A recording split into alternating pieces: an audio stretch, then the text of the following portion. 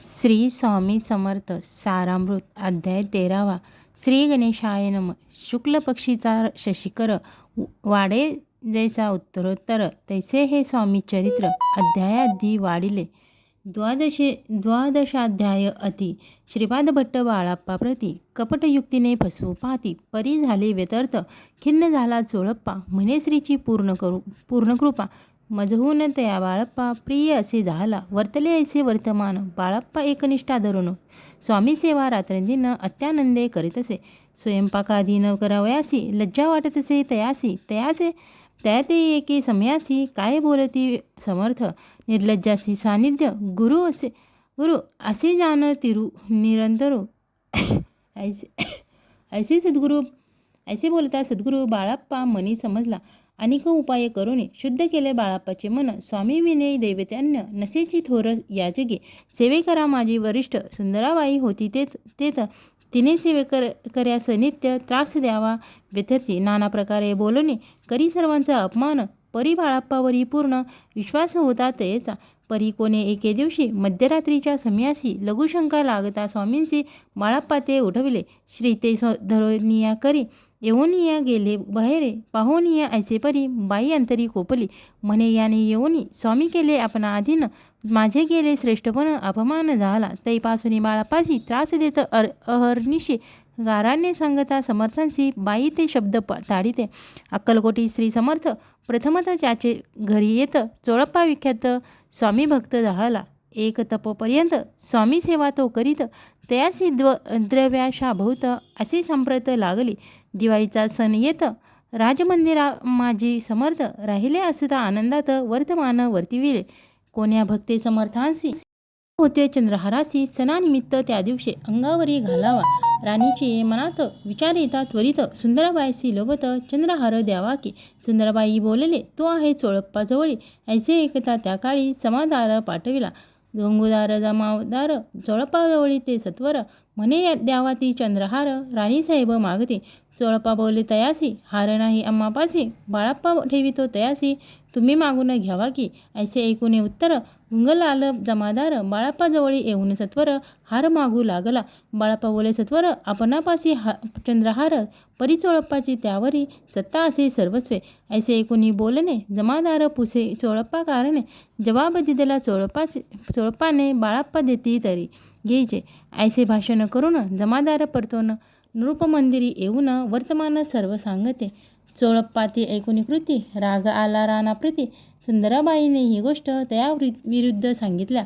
कारभार चोळप्पा ते करी. जो होता आजवरी तो काढून तयासी दुरी. करावे राणी म्हणत असे. पहिले जो होते बाई सिमनी. सहाय्य झाली आता राणी. सुंदराबाईचा गणनी हर्ष तेव्हा न समावे. चोळप्पाने आजवरी केली समर्थांची चाकरी. धनप्राप्ती तया भारी समर्थ कृपेने होतसे.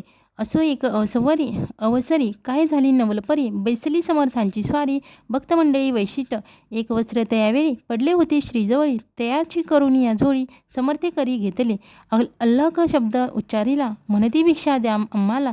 तयावेळी सर्वत्राला आश्चर्य वाटले.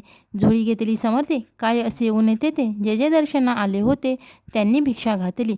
कोण एके कोणी 2 रुपये टाकती आणून. न लागता एक क्षण 100वरी गणती झाली. झोळी चोळप्पा ते देऊन समर्थ बोलले काय वचन. चोळप्पा तुझे फिटले ऋण स्वस्त आता असावे. पाहून या द्रव्यांशी आनंद झाला तयासी. परीन आले मानसी श्रीचरण अंतरले. तयासी झाले मास 2. पुढे काय झाले वर्तमान. राणीच्या आज्ञेने शिपाई 2 स्वामीजवळी पातले. त्यांनी उठवून चोळप्पासी आपण बैसले स्वामीपासी. चोळप्पाच्या मानसी दुःख फार झाले. स्वामी पुढे वस्तू येती त्या शिपाई उचली ती. चोळप्पा ते काही न देती ते देई ते तरी घेई हिरावून. चोळप्पासी दूर केले बाईसी बरे वाटले. ऐसे एक दिवस गेले बाळप्पा सेवा करिता ती. कोणे एके अवसरी सुंदराबाई बाळप्पावरी रागवणी दृष्टांतरी तांडण करी बहुसाळ. ते ऐकून बाळप्पासी दुःख झाले मानसी. सोडून स्वामी चरणासी म्हणती जावे येतून. ऐसा केला विचार झाली रात्र बाळप्पा गेले बिराडावर. खिन्न झाले मानसी. आज्ञा समर्थांशी घेऊन म्हणती जावे तेथून. याकरिता दुसरे दिनी समर्थाजवळी आले पातले. आपुले आज्ञा घ्यावयासी बाळाप्पा येतो या समयासी अंतर्ज्ञानी समर्थांसी तत्काळ विदित झाले. तेव्हा एका सेवेकऱ्यास बोलले काय समर्थ, बाळाप्पा दर्शनासी येत त्यासी आसन दाखवावे. बाळाप्पा येता त्या स्थानी आसन दाविले सेवेकरांशी. तेव्हा समजले निजमने आज्ञा आपणा मिळेना. कोठे मांडावे आसन विचार पडला त्या लागून. त्याच रात्री स्वप्न बाळाप्पाने देखिले. श्री मारुतीचे दर्शन स्वप्ने आले सुंदर. तेथे जाणून सत्वर आसन त्यांनी मांडिले. श्री स्वामी समर्थ या मंत्राचा जप करीत एक वेळ दर्शना येत हिशोब ठेवीत जपांचा काढून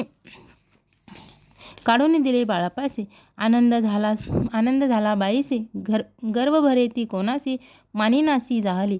सुंदराबाईसी करावे दूर समर्थांचा झाला विचार. त्याप्रमाणे चमत्कार करून या दाविते. जे कोणी दर्शना येते त्यासी बाई द्रव्य मागत धनधान्य साठवीत. ऐशा प्रकारे करोनी बाईंची कृते दरबारी. विदित केली थोरी बाईंनी राहावे दूरी. श्रीचरणापासून परी राणी प्रीती बाईवर बहु होती. या कारणे कोणाप्रती धैर्य काही होईना. अक्कलकोटी त्या अवसरी माधवराव बर्वे कारभारी. त्यासी हुकम झाला सत्वरी बाईसी दूरी करावे. परी राणी सभियोनी ऐसे न केले तयांनी समर्थ दर्शनासी एके दिने कारभारी पातले. तयासी बोलती समर्थ कैसा करिता कारभार ऐसे ऐकून या उत्तर बर्वेमनी समजले. मग त्यांनी त्याच दिवशी पाठविले फौजदारासी. कैद करून या बाईसी आणावे म्हणती सत्वर. आज्ञेप्रमाणे सत्वर बाईसी बांधी फौजदार. बाई कशी शोकभार घेत ऊर बळवूने. फौजदारासी समर्थ काही एक न बोलत. कारकिर्दाचा अंत ऐसा झाला बाईचा. स्वामीची या सेवेकरिता सरकार होणे तत्वता. पंचनेमुनी या व्यवस्था केली असे नृपराय. मग सेवा करवायसी घेऊन गेले बाळाप्पासी. म्हणती देऊ तुम्हासी पगार सरकार होतने. बाळाप्पा बोलले तयाचे द्रव्यशा नाही आम्हासी. आम्ही निर्लोभ मानसी स्वामी सेवा करू की. बाळाप्पाचा जप होता पूर्ण. एका भक्तास सांगून करविले श्रीनी उद्यापन. हिशेब जपाचा घेतला. बाळाप्पानी चाकरी एक तप सरासरी केली उत्तम प्रकारे. समर्था ते प्रिय झाले. अक्कलकोटी नगरात अद्यापी बाळाप्पा राहत. श्रीपादुकाची दर्शन करीत निराहार राहुने.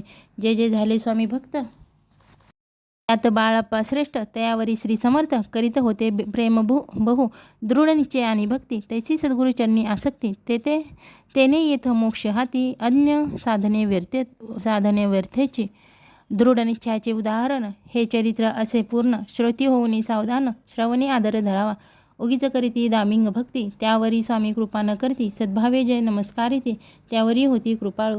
पुढले अध्यायी सुंदर कथा ऐका श्रोते देऊनी चित्ता. जेणे निवारे सर्व व्यथा पापराधी दग्ध होती. अक्कलकोट निवायासी जय जयाची स्वामी राया. रात्रंदिन तुझ्या पाया विष्णू शंकर वंदिती. इति स्वामीचरित्र सारामृत नाना प्राकृत कथा संमत सदा भक्त परिसोत. तृतीयोध्याय गोढा. इति श्री स्वामीचरित्र सारामृते तृतीयोध्याय. श्री स्वामी चरण परमस्तु शुभ भवन्तु. श्री स्वामी समर्थ. श्री स्वामी समर्थ. श्री स्वामी समर्थ. श्री स्वामी समर्थ. श्री स्वामी समर्थ.